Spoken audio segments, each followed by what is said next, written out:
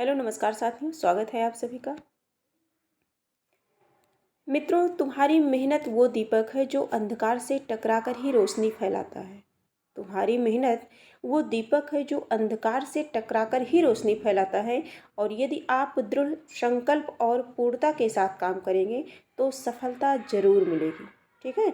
और सफलता का सबसे बड़ा रहस्य है कि आपके अंदर उत्साह होना चाहिए, आपके अंदर संघर्ष की इच्छा होनी चाहिए, सहनशीलता होनी चाहिए। ठीक है। और यदि सारे गुण हैं यदि आपके अंदर तो निश्चित ही आप एक दिन सफल होंगे, है ना। घबराइए नहीं।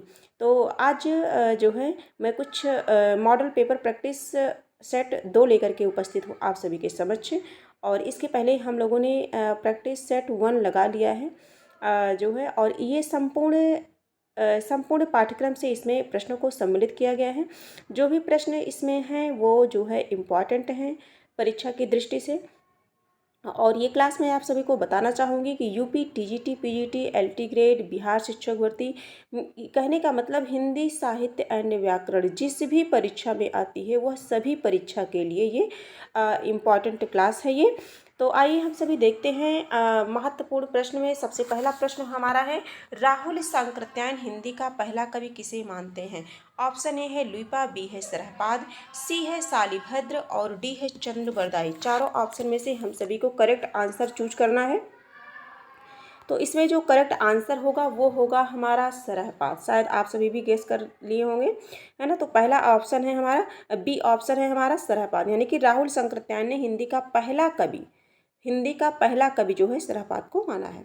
अगले प्रश्न पर चलते हैं। प्रश्न संख्या 2, कविता की मुक्ति को मनुष्य की मुक्ति के समकक्ष कहने वाले कवि हैं।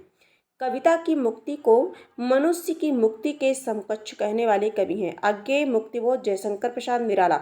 4 ऑप्शन हम सभी के सामने हैं और इनमें से जो करेक्ट आंसर है उन्हें हमें बताना है।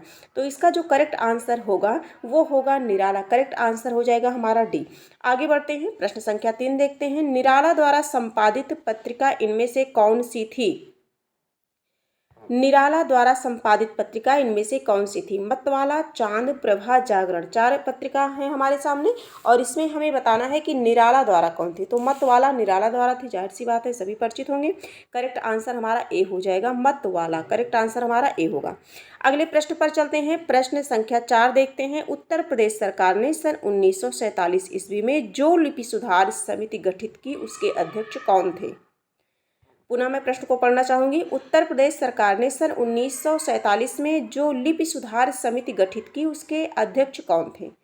ऑप्शन ए है बीजी खेर, बी है आचार्य नरेंद्र देव, सी है महात्मा गांधी, डी है गोविंद बल्लभ पंत। 4 नंबर का जो प्रश्न है इसका करेक्ट आंसर हम सभी को बताना है आचार्य नरेंद्र देव। आचार्य नरेंद्र देव किस ऑप्शन में है? B option. तो राइट आंसर हमारा क्या होगा? बी हो जाएगा।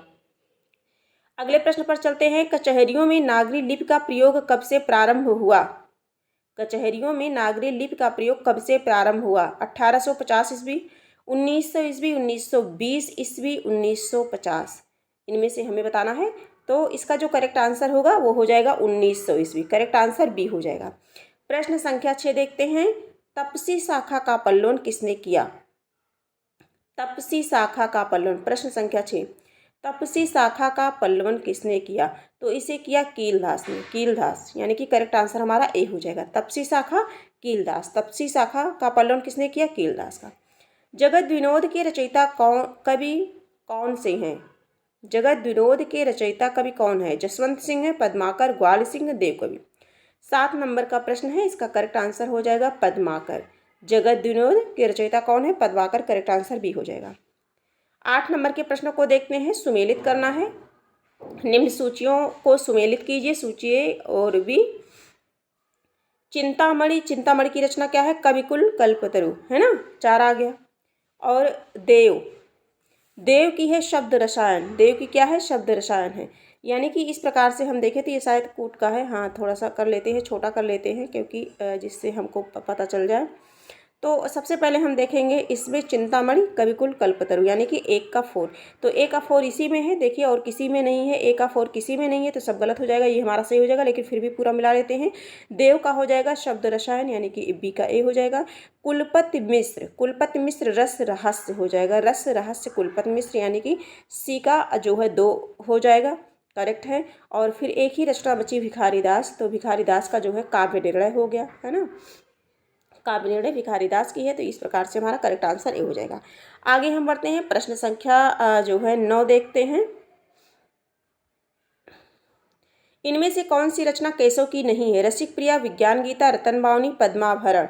कौन सी रचना केशव की नहीं है? चारों ऑप्शन में बताना है कौन सी रचना केशव दास की नहीं है। जैसा कि जानते हैं कि रसिक प्रिया, विज्ञान गीता, रतन बावनी ये सभी केशव की रचना है, लेकिन पद्माभरण जो है वो पद्माकर की है। ये जो करेक्ट आंसर, ये डी आंसर है हमारा। ये जो है पद्माभरण किसकी रचना है? पद्माकर की रचना है। तो करेक्ट आंसर हमारा डी हो जाएगा 9 का, क्योंकि नहीं पूछा गया है। प्रश्न संख्या 10 देखेंगे, पूर्वी हिंदी का विकास इनमें से किस अपभ्रंश से हुआ है? पूर्वी हिंदी का विकास, पूर्वी हिंदी का विकास, तो पूर्वी हिंदी का विकास किससे हुआ है? अर्धमागधी अपभ्रंश से हुआ। करेक्ट आंसर हमारा बी हो जाएगा, अर्धमागधी अपभ्रंश।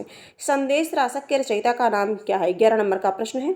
संदेश रासक के रचयिता का नाम क्या है? स्वयंभू, धनपाल, सरहपा, अब्दुल रहमान। 11 नंबर का प्रश्न है संदेश रासक, तो अब्दुल रहमान का है। संदेश रासक रचना किसकी है? अब्दुल रहमान की है। करेक्ट आंसर हमारा डी हो जाएगा। इंदौर, उज्जैन, देवास में बोली जाने वाली बोली का नाम इनमें से कौन है? प्रश्न संख्या 12। इंदौर, उज्जैन, देवास में बोली जाने वाली बोली, तो ये है मालवी है। क्या है? मालवी है। करेक्ट आंसर हमारा सी हो जाएगा। अगले प्रश्न पर चलते हैं, प्रश्न संख्या 13। नागरी लिपि में स्वर ध्वनियों की संख्या कितनी है? देवनागरी लिपि में स्वर ध्वनियों की संख्या कितनी है? 11 है। हम सभी कितने स्वर पढ़ते हैं? 11 स्वर। अगला प्रश्न है प्रश्न संख्या 14 देखेंगे।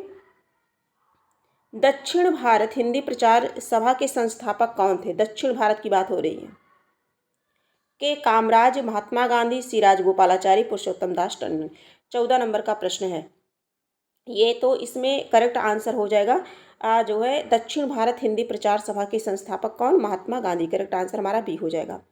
15 नंबर के प्रश्न को देखेंगे, पउमचर्यू के रचनाकार का नाम क्या है? पउमचर्यू के रचनाकार का नाम क्या है? ऑप्शन ए है देवसेन, बी है पुष्पदंत, सी है स्वयंभू, डी है हेमचंद्र।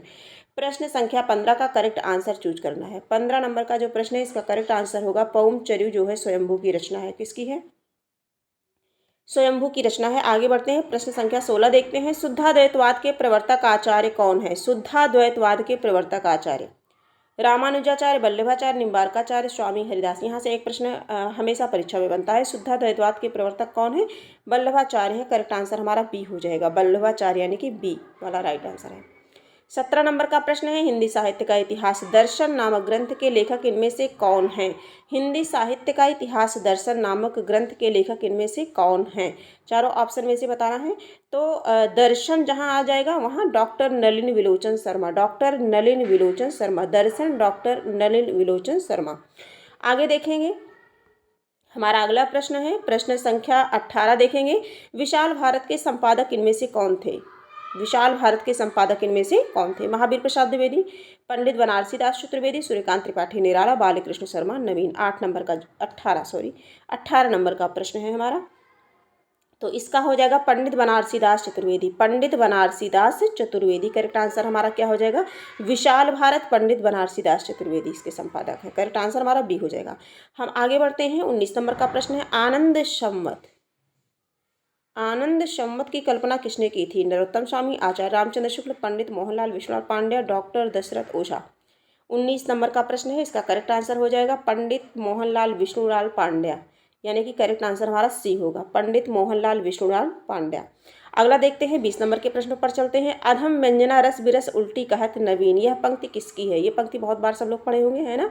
तो आज ये प्रश्न में बना है कि पूछा गया है कि ये पंक्ति किसकी है? कुलपति की है, जसवंत की है, देव की है, भिखारी की है। 20 नंबर का क्वेश्चन है, इसका करेक्ट आंसर हमें बताना है कि अधम व्यंजना रस विरस उल्टी कहत नवीन, ये देव की है। करेक्ट आंसर हमारा सी हो जाएगा, देव की पंक्ति है। किसकी है? देव की, कवि देव की। 21 नंबर के प्रश्न पे देखते हैं, शिवराज भूषण में अलंकारों की संख्या कितनी मानी गई है? शिवराज भूषण में बहुत चर्चित प्रश्न है, 105 मानी गई है। हम आगे बढ़ते हैं, करेक्ट आंसर हमारा बी हो जाएगा। आगे देखते हैं 22 नंबर का प्रश्न है, श्रृंगार रस मंडन नामक रचना के लेखक कौन है? श्रृंगार रस मंडन इंपॉर्टेंट क्वेश्चन है। श्रृंगार रस मंडन नामक रचना के लेखक गोकुलनाथ, नाभादास, गोसाई विट्ठलनाथ, सुरति मिश्र।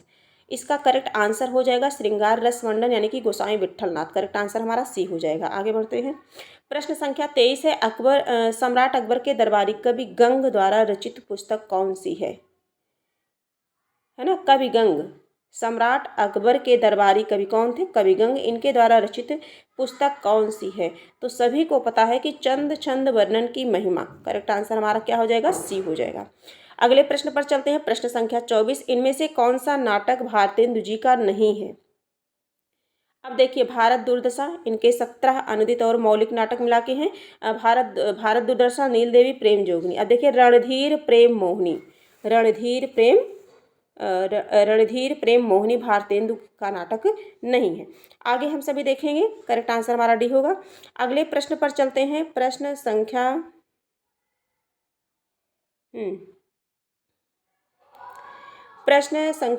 25 देखते हैं। ये सुमेलित करने वाला है। निम्नलिखित पत्रिकाओं की सूची को संपादकों से सुमेलित कीजिए। थोड़ा सा छोटा कर लें, है ना? तो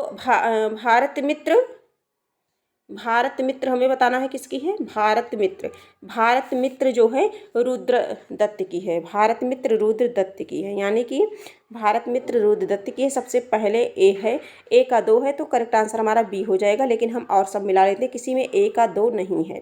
अब हिंदी प्रदीप बालकृष्ण भट्ट की सभी परिचित हैं इससे। हिंदी प्रदीप यानी कि एक के बाद 4 आ जाएगा। देखिए, यहाँ 4 भी है। और ब्राह्मण पत्रिका पंडित प्रताप नारायण मिश्र की है, तो 1 हो जाएगा, ये 1 है। और कवि वचन सुधा भारतेंदु हरिश्चंद्र की है, सभी जानते हैं, 3 हो जाएगा। तो करेक्ट आंसर हमारा क्या हो जाएगा? बी हो जाएगा। आगे देखेंगे हम सभी 26 नंबर के प्रश्न को देखेंगे। नूतन ब्रह्मचारी नामक उपन्यास के लेखक हैं लाला श्रीनिवास दास, श्रद्धाराम फुलोरी और जो है बालकृष्ण भट्ट, अयोध्या सिंह उपाध्याय, हरिओद। 4 ऑप्शन है हमारे सामने, इनमें करेक्ट आंसर हम सभी को चूज करना है। प्रश्न संख्या 26 नूतन ब्रह्मचारी नामक उपन्यास के लेखक कौन हैं? शायद गेस कर पा रहे होंगे आप लोग भी आंसर। तो बालकृष्ण भट्ट हैं। कौन है? बालकृष्ण भट्ट हैं। नूतन ब्रह्मचारी बालकृष्ण भट्ट। इंपॉर्टेंट क्वेश्चन है। अब ये भी इंपॉर्टेंट क्वेश्चन आ गया एक, वेरी इंपॉर्टेंट। गोल्ड स्मिथ के द ट्रेवलर का अनुवाद श्रांत पथिक के नाम से किस हिंदी कवि ने किया? 4 कवि हैं हमारे सामने, रत्नाकर हैं, श्रीधर पाठक हैं, सोहनलाल द्विवेदी हैं, राम नरेश त्रिपाठी हैं। और इनमें से हमें करेक्ट आंसर बताना है। 27 नंबर का प्रश्न है, द ट्रेवलर का अनुवाद, गोल्ड स्मिथ के द ट्रेवलर का हिंदी का अनुवाद शांत पथिक नाम से श्रीधर पाठक ने किया। किसने किया? श्रीधर पाठक ने किया। तो करेक्ट आंसर हमारा क्या हो जाएगा? बी हो जाएगा। अगले प्रश्न पर देखेंगे, इनमें से कौन सी रचना बच्चन की नहीं है? सतरंगिणी, बुद्ध और नाचघर, एकांत संगीत, प्रभात फेरी। 28 नंबर का प्रश्न है और इसका करेक्ट आंसर हम सभी को बताना है कि कौन सा नहीं है। देखिए, सतरंगिणी, बुद्ध और नाचघर, एकांत संगीत, ये बच्चन सिंह का है। ये सभी क्या है? बच्चन सिंह का है। लेकिन जबकि प्रभात फेरी जो है ये रचनाकार नरेंद्र शर्मा का है। किसका है? नरेंद्र शर्मा का नाम सुने होंगे आप सभी, नरेंद्र शर्मा। प्रभात फेरी किसका है? नरेंद्र शर्मा का है। तो करेक्ट आंसर हमारा डी हो जाएगा। प्रश्न संख्या 29 देखते हैं, रामचरितमानस की रचना कितने समय में हुई है? समय पूछा गया है, कभी कभी इजी प्रश्न डाल दिया जाता है बीच में, है ना? तो रामचरितमानस की रचना जो है 2 वर्ष 7 माह और 26 यानी कि 26 दिन लगे हुए हैं। तो इस हिसाब से हमारा करेक्ट आंसर क्या होगा? 2 वर्ष 7 माह। यहाँ 2 वर्ष है 8 माह 5 नहीं, 2 वर्ष 7 माह, यानी कि करेक्ट आंसर 2 बी वाला है। अगला देखेंगे, 30 नंबर का प्रश्न है, वैष्णव की फिसलन नामक पुस्तक के लेखक कौन हैं? वैष्णव की फिसलन 30 नंबर का प्रश्न है। तो ये है हरिशंकर परिसाई हैं। करेक्ट आंसर हमारा ए हो जाएगा, हरिशंकर परिसाई। 31 नंबर का 31 नंबर का प्रश्न का आंसर होगा, औचित्य संप्रदाय के प्रवर्तक का नाम बताइए। प्रश्न है हमारा औचित्य संप्रदाय। जहाँ औचित्य आ जाए वहाँ तुरंत हम आंख मूंद के क्या कर देंगे? क्षेमेंद्र। औचित्य संप्रदाय के प्रवर्तक क्षेमेंद्र है। करेक्ट आंसर सी हो जाएगा। 32 नंबर के प्रश्न को देखेंगे, अलका जयशंकर प्रसाद के किस नाटक की पात्र है? अलका जयशंकर प्रसाद के जितने भी नाटक हैं वेरी इंपॉर्टेंट है, वेरी मोस्ट इंपॉर्टेंट है। और इनके पात्र भी परीक्षा में पूछे जाते हैं प्रायः। और ध्रुव, शामनी, विशाख, स्कंदगुप्त, चंद्रगुप्त, इनमें से अलका, अलका की बात हो रही है तो चंद्रगुप्त का पात्र है। करेक्ट आंसर हमारा क्या हो जाएगा, डी हो जाएगा। अलका जयशंकर प्रसाद के किसकी पात्र है, तो चंद्रगुप्त की पात्र है। अगले प्रश्न आगे बढ़ते हैं, 33 नंबर के प्रश्नों पर चलते हैं। 8वां सर्ग नाटक के रचयिता कौन है। 8वां सर्ग सुरेंद्र वर्मा का नाटक है। किसका है, सुरेंद्र वर्मा। 8वां सर्ग सुरेंद्र वर्मा का है।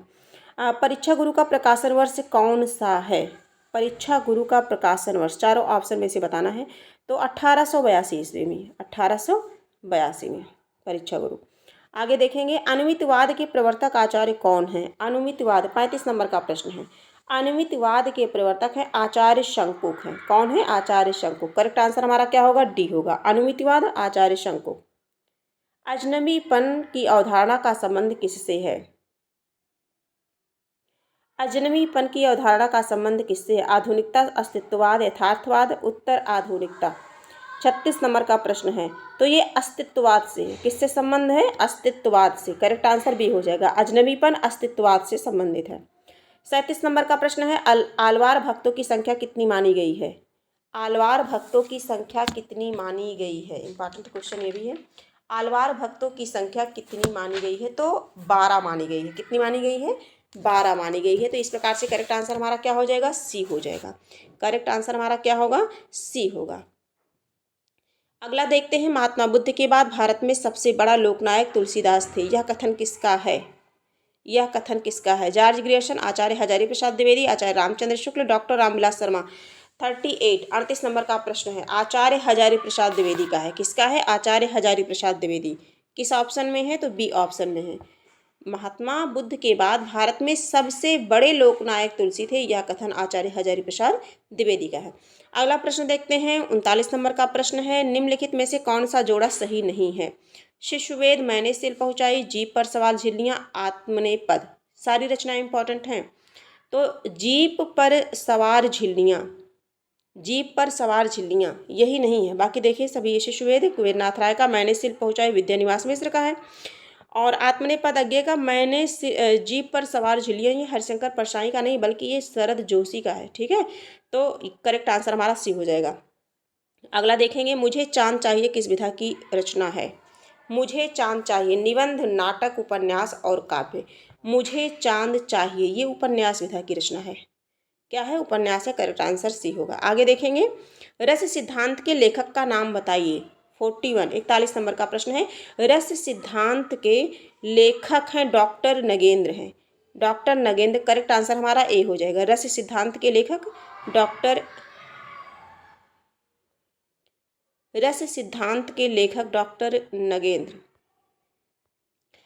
चित्र तुरंग न्याय की अवधारणा का प्रयोग रस निष्पत्ति के किस आचार्य ने किया है। भट्टलोलट, आचार्य शंकुक, भट्टनायक, अभिनवगुप्त। चित्र तुरंग न्याय 42 आचार्य शंकुक ने किया है। किसने किया है, आचार्य शंकुक ने। करेक्ट आंसर बी हो जाएगा। अगला प्रश्न है, 43 नंबर का प्रश्न है, अभिनवगुप्त का रस निष्पत्ति विवेचन किस दार्शनिक मत पर आधारित है। अभिनवगुप्त का, तो ये शैव मत पर आधारित है। किस मत पर आधारित है, शैव मत। करेक्ट आंसर हमारा ए हो जाएगा। अगले प्रश्न पर चलते हैं। प्रश्न संख्या जितना हो सकेगा ज़्यादा से ज़्यादा कोशिश करेंगे। 125 प्रश्नों में से जितना हो सकेगा उतना हम लोग इस क्लास में करेंगे, बाकी नेक्स्ट क्लास में देख लेंगे। कौन सा युग में विपरीत लक्षण रखता है। उपमा रूपक, उपमा प्रति उत्प्रेक्षा, उपमा प्रतीप, उपमा व्यतिरेक। 44 नंबर का प्रश्न है, इसका करेक्ट आंसर हम सभी को बताना है। तो इसमें है उपमा और प्रतीक। उपमा और प्रतीक ये दोनों जो है उपमा और प्रतीक ये जो है विपरीत लक्षण रखते हैं। आगे देखिए, 45 नंबर का प्रश्न है, रीति के लिए मार्ग शब्द का प्रयोग किस आचार्य ने किया। रीति के लिए मार्ग शब्द का प्रयोग किस आचार्य ने किया, तो आचार्य वामन ने किया। किसने किया, आचार्य वामन ने। वामन किसमें है, करेक्ट आंसर हमारा डी हो जाएगा। आचार्य वामन ने किया। 46 नंबर का प्रश्न है, 46 नंबर का प्रश्न है, सर्वेश्वर दयाल सक्सेना किस सप्तक के कवि हैं। देखिए तार सप्तक में कितने कवि हैं, कितने सप्तक हैं, कब से कब है, ये सारी चीज़ें बिल्कुल मोस्ट इम्पॉर्टेंट है। किसमें कौन सी महिलाएं हैं। मतलब लेखिका हैं जो, उन्हें भी ध्यान में रखना है। आगे हम सभी देखेंगे सर्वेश्वर, इसमें जो है सर्वेश्वर दयाल सक्सेना किस शतक के कवि हैं? सर्वेश्वर दयाल सक्सेना, तो ये तीसरे शतक के कवि माने जाते हैं, तीसरे शतक के हैं। किसने? तीसरा शतक। करेक्ट आंसर सी हो जाएगा। अगला देखेंगे 47 नंबर का प्रश्न देखेंगे, अष्टछाप की स्थापना कब हुई थी? अष्टछाप की स्थापना, तो ये अष्टछाप की स्थापना 1500 जो है 65 में हुई थी, 1565 इसमें। करेक्ट आंसर डी हो जाएगा। 48 नंबर का प्रश्न है, अर्धकथानक किस विधा की रचना है? अर्धकथानक, अर्धकथानक आत्मकथा है। अर्धकथानक किस क्या है? आत्मकथा। करेक्ट आंसर सी हो जाएगा। अगला देखेंगे 49 नंबर का प्रश्न है, निम्नलिखित में से किससे ब्रजभाषा का विकास हुआ? सौरसेनी अपभ्रंश, अर्धमागधी अपभ्रंश, मागधी और ब्राह्मण। 49 नंबर का प्रश्न है, इसका करेक्ट आंसर बताना है। तो सौरसेनी अपभ्रंश से ब्रजभाषा का विकास किससे हुआ? सौरसेनी अपभ्रंश से। करेक्ट आंसर हमारा सी हो जाएगा। ग अक्षर का उच्चारण स्थान है, अकुह विसर्जनीय नाम कंठा, है ना? अकुह विसर्जनीय नाम कंठा। आ का वर्ग पूरा यानी कि का खगा हा, अंगा और हा और विसर्ग यानी कि कंठ। कहने का मतलब करेक्ट आंसर हमारा ए हो जाएगा। अगला देखेंगे जो है 51 नंबर, देसिल वैना सब्जन मिठा ते तैसन जपो अहट्ठा उक्ति किसकी है? तो विद्यापति की है। बहुत चर्चित पंक्ति है ये, कई बार परीक्षा में पूछी भी गई है। विद्यापति की है। करेक्ट आंसर हमारा क्या बन जाएगा? बी बन जाएगा, विद्यापति। ठीक है। अगला देखेंगे रामचरितमानस में कितने कांड हैं? तो रामचरितमानस में 7 कांड हैं। बाल कांड, अयोध्या कांड, अरण्य, किष्किंधा कांड, सुंदर कांड, लंका कांड, है ना, आदि। तो बाल, आयो, अरण्य, किस, लव, इस तरह से सूत्र से याद कर सकते हैं आप। अगला देखेंगे रामचरितमानस के प्रारंभ में किसकी वंदना की गई है? रामचरितमानस के प्रारंभ में किसकी वंदना की गई है? तो सरस्वती और गणेश की वंदना की गई है। किसकी? सरस्वती गणेश की। गणेश सरस्वती, सरस्वती और गणेश की, सरस्वती गणेश की वंदना की गई है। ठीक है, देखिए घुमा के दे दिया गया है। करेक्ट आंसर ए हो जाएगा। भोजपुरी नहीं बोली जाती है, भोजपुरी नहीं बोली जाती। बनारस, बलिया, मेरठ, गाजीपुर, भोजपुरी नहीं बोली जाती है। 54 नंबर का प्रश्न है, तो भोजपुरी, मेरठ में भोजपुरी नहीं बोली जाती है। करेक्ट आंसर हमारा सी हो जाएगा। अगला देखते हैं 55 नंबर, रीतिकाल को श्रृंगार काल नाम किसने दिया? रीतिकाल को श्रृंगार काल नाम किसने दिया? रीतिकाल को श्रृंगार काल नाम विश्वनाथ प्रसाद मिश्र ने दिया। करेक्ट आंसर हमारा सी हो जाएगा, विश्वनाथ प्रसाद मिश्र। श्रृंगार काल विश्वनाथ प्रसाद मिश्र किसे दिया है? रीतिकाल को दिया है। 56 नंबर के प्रश्नों को देखते हैं। प्रश्न संख्या 56, आदिकाल को सिद्ध सामंत काल नाम किसने दिया? आदिकाल को सिद्ध सामंत काल नाम किसने दिया? तो राहुल सांकृत्यायन ने। सिद्ध सामंत काल किसने किया? राहुल सांकृत्यायन ने किया। करेक्ट आंसर सी हो जाएगा। 57 नंबर का प्रश्न है, हिंदी साहित्य का बृहत्तर इतिहास कहाँ से प्रकाशित हुआ? हिंदी साहित्य का बृहत्तर इतिहास कहाँ से प्रकाशित हुआ? तो हिंदी साहित्य का बृहत्तर इतिहास नागरिक प्रचारणी सभा से, है ना, नागरिक प्रचारणी सभा। तो ये क्या है? नागरिक प्रचारणी सभा। ये करेक्ट आंसर हमारा ये हो जाएगा। 58 नंबर का प्रश्न है, अपभ्रंश को हिंदी भाषा का प्राण तत्व किसने माना? अपभ्रंश को हिंदी भाषा का प्राण तत्व, अपभ्रंश को हिंदी भाषा का भाषा का तत्व किसने कहा? हजारी प्रसाद द्विवेदी ने। करेक्ट आंसर हमारा बी हो जाएगा। क्या हो जाएगा? बी। करेक्ट आंसर हमारा बी हो जाएगा। 59 नंबर का प्रश्न है, निम्न में से कौन सत्य कथन है? कबीर की भक्ति दास्य भाव की थी, कबीर की भक्ति साक्य भाव की थी, कबीर की भक्ति सगुणोपासक थी, कबीर की भक्ति निर्गुण से संबंधित थी। 59 नंबर का प्रश्न है, तो कबीर की भक्ति निर्गुण से संबंधित थी, यही सत्य कथन है। किससे थे? निर्गुण से संबंधित थी। कबीर की भक्ति निर्गुण से संबंधित थी, यानी कि करेक्ट आंसर हमारा डी हो जाएगा। ठीक है। 60 नंबर का प्रश्न है, अपना अपना जूता नाटक किसकी कृति है? सर्वेश्वर दयाल सक्सेना, लक्ष्मीकांत, विष्णु प्रभाकर, ज्ञानदेव अग्निहोत्री। 60 नंबर का प्रश्न है और ये हो जाएगा लक्ष्मीकांत वर्मा। करेक्ट आंसर हमारा बी हो जाएगा, लक्ष्मीकांत वर्मा हो जाएगा। अगला प्रश्न है हमारा, भारतेंदु हरिश्चंद्र के पिता का क्या नाम था? भारतेंदु हरिश्चंद्र के पिता का क्या नाम था? तो गोपाल चंद्र, है ना, गोपाल चंद्र गिरधरदास। करेक्ट आंसर हमारा जो है बी हो जाएगा। 62 नंबर का प्रश्न, नूरजहां खंड काव्य के रचयिता है? नूरजहां खंड काव्य के रचयिता है नरेश मेहता, नरेंद्र वर्मा, तुलसीदास, गुरुभक्त सिंह। 62 नंबर का प्रश्न है। प्रश्न संख्या 62, प्रश्न संख्या 62, इसका करेक्ट आंसर हो जाएगा गुरुभक्त सिंह हो जाएगा। नूरजहां खंड काव्य के रचयिता गुरुभक्त सिंह हैं। 63 नंबर का प्रश्न है, राजा शिव प्रसाद सितारे हिंद की भाषा शैली कैसी थी? राजा शिव प्रसाद सितारे हिंद की भाषा शैली कैसी थी? तत्सम प्रधान खड़ी बोली, तद्भव प्रधान खड़ी बोली, सामान्य खड़ी बोली, अरबी फारसी शब्दों से युक्त खड़ी बोली। तो जो है 63 नंबर का प्रश्न है, तो अरबी फारसी शब्दों से युक्त खड़ी बोली, अरबी फारसी शब्दों से युक्त खड़ी बोली, यानी कि जो है डी वाला ऑप्शन हमारा सही है। अगला देखेंगे 64 नंबर का प्रश्न है, नई कविता पत्रिका के संपादक कौन थे? मुक्तिबोध, अज्ञे, डॉक्टर जगदीश गुप्त, वीरेंद्र मिश्र। 64 नंबर का प्रश्न है, तो डॉक्टर जगदीश गुप्त। नई कविता पत्रिका के संपादक डॉक्टर जगदीश गुप्त, यानी कि करेक्ट आंसर हमारा सी हो जाएगा। कौन सा होगा? सी होगा राइट आंसर। अगला देखेंगे 65 नंबर, चंद्रबरदाई के पुत्र का क्या नाम था? तो जलहण था। आगे बढ़ते हैं, है ना, रटे रटाए प्रश्न है, जलहण था। आगे देखते हैं, हमारा प्रश्न है 66 नंबर का प्रश्न है, गारसादा तासी के इतिहास लेखन को निम्न में से किसने आगे बढ़ाया? गारसादा तासी के इतिहास लेखन को निम्न में से किसने आगे बढ़ाया? है ना, गारसादा तासी के इतिहास को किसने आगे बढ़ाया? तो शिव सिंह सेंगर ने। करेक्ट आंसर हमारा सी हो जाएगा, शिव सिंह सेंगर ने। आगे हम सभी देखेंगे 67 नंबर के प्रश्न को, इतिहास हमें बताता है कि हिंदी साहित्य का आदि युग अशांतिपूर्ण था और साहित्यिक खोज भी हमें वीरगाथात्मक ग्रंथ प्रदान करती है, यह कथन इनमें से है। मैं पुनः पढ़ना चाहूँगी प्रश्न को, इतिहास हमें बताता है कि हिंदी साहित्य का आदि युग अशांतिपूर्ण था और साहित्यिक खोज भी हमें वीरगाथात्मक ग्रंथ प्रदान करती है, यह कथन किसका है? इसका करेक्ट आंसर हो जाएगा लक्ष्मी सागर वार्ष्णेय। किसका है? लक्ष्मी सागर वार्ष्णेय। इतिहास हमें बताता है लक्ष्मी सागर वार्ष्णेय। आगे देखेंगे 68 नंबर के प्रश्न को, कुलपति मिश्र की रचना संग्राम सार महाभारत के किस पर्व पर आधारित है? कुलपति मिश्र की रचना संग्राम सार महाभारत के किस पर्व पर आधारित है? 68 नंबर का प्रश्न है, प्रश्न संख्या 68। तो महाभारत के द्रोण पर्व पर आधारित है। किस पर है? महाभारत के द्रोण पर्व पर आधारित है। करेक्ट आंसर हमारा बी हो जाएगा। 69 नंबर का प्रश्न है, रीति शब्द का अभिप्राय है काव्य प्रयोजन निरूपण, काव्यांग निरूपण, काव्य तत्व और काव्य हेतु। इनमें से जो करेक्ट आंसर है हमारा काव्य तत्व निरूपण। रीति शब्द का अभिप्राय किससे है? काव्य तत्व निरूपण से। काव्य तत्व निरूपण, यानी कि करेक्ट आंसर सी हो जाएगा, काव्य तत्व निरूपण। 70 नंबर का प्रश्न है, नंद के कुमार कुर्बान तेरी सूरत पे, यह पंक्ति किस कवि की है? सूरदास की, ताज की, मीरा की, कृष्णदास की। नंद के कुमार कुर्बान तेरी सूरत पे, तो ये ताज की है। किसकी है? ताज की है। करेक्ट आंसर हमारा 70 का क्या हो जाएगा? ताज, यानी कि बी हो जाएगा। तो इस प्रकार से 1 से लेकर के 70 नंबर तक हम लोगों ने किया है। 125 प्रश्नों में से 70 प्रश्नों को आज हम लोगों ने किया है। बाकी जो बचा है वो मॉडल प्रैक्टिस पेपर सेकंड भाग 2 में कर दिया जाएगा। ठीक है, भाग 2 में कर दिया जाएगा। आज के लिए बस इतना ही, और सभी लोग स्वस्थ रहिए और अपने अपने लक्ष्य की प्राप्ति में निरंतर लगे रहिए। आज की क्लास यहीं फिर हम मिलेंगे, तब तक के लिए धन्यवाद।